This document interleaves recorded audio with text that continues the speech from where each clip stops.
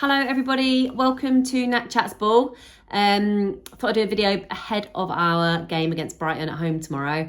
So 3 games to go, and unsurprisingly to me, we still very much find ourselves in title race as we head towards the end of the season, and it's amazing.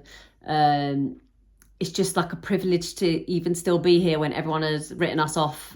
Oh, here comes the dog. So Brighton obviously got a terrible result against Everton last week.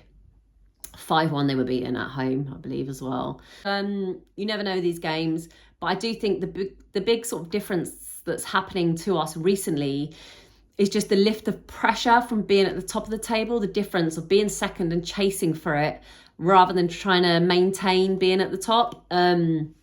I kind of think it makes a big difference to our players, especially our young players. It's kind of bringing out the best in us, like knowing we've got to win every game. Obviously, you know this when you're on the top of the table, but when it's out of your hands, there's like a shift in mentality, isn't it? And I think it relieves a bit of pressure. And I think we're thriving at the moment. And Odegaard obviously leading that charge. It's just really exciting. Yeah, City got a tough game tomorrow, especially after Everton got that win.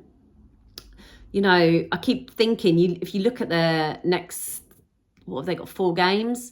They're not easy at all. Maybe Chelsea is, but the others are not easy. Brighton will be fighting for Europa football, so they're gonna try and do everything they can to beat us tomorrow.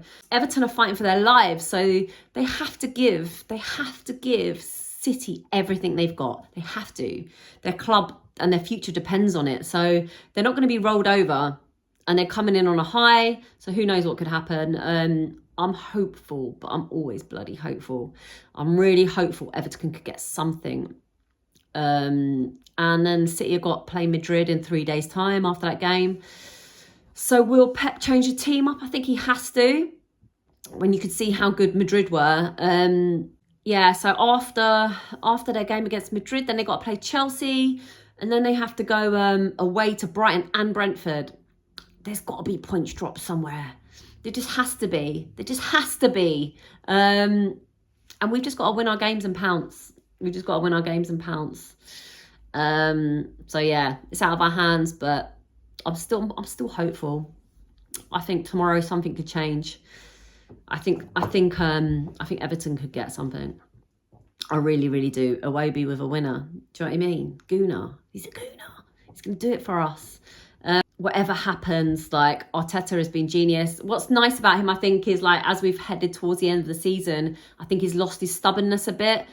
When he made that early substitution, brought in Tierney, took off Zinchenko sooner, whereas before he was leaving a bit too late. I think playing Jorginho when Partey was a bit off for the last couple of games, bringing Jorginho in.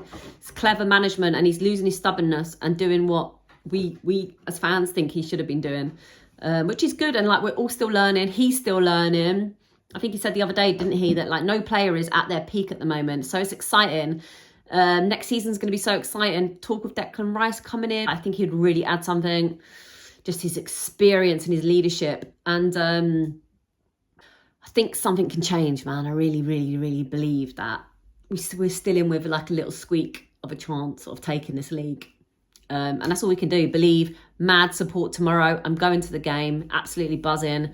And I will be in the pub watching the Everton City game. And yeah, praying for a miracle. Because really, you know what? Up against any other team, you'd think there's definitely a chance for us to pounce. But Man City, man, you know, taking out £100 million players and resting them and bringing on £80 million players. It's really hard to compete against, and it's frustrating.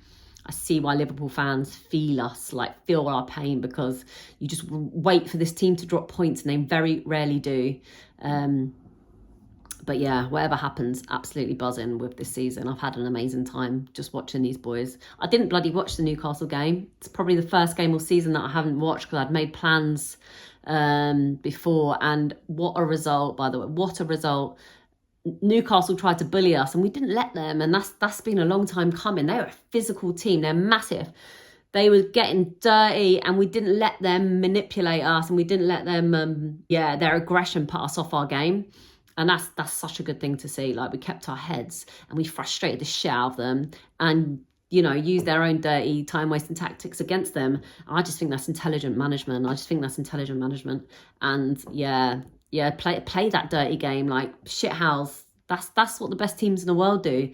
Piss off the opposition and frustrate them. We took a lead when it didn't look like we were going to, and we took the game to them. It was just brilliant win. I didn't think we were going to get 3 points there. No way. And it's kept us in this race. Let's just keep going, Gooners. Let's just keep going. Let's keep supporting. Saka's apparently like just a moment away from signing a new contract. He's had a really tough couple of games, but you know, he's led us to this point of the season, and I know every Arsenal fan backs him and freaking loves him. It'd be great to see him turn up and get a goal tomorrow. But he needs a good game. He needs to get a good game behind him because he's been quiet since his penalty miss. So I think that's affected him a bit mentally, but it's fine. Let's see what happens. And say a little prayer. Come on, you Gooners.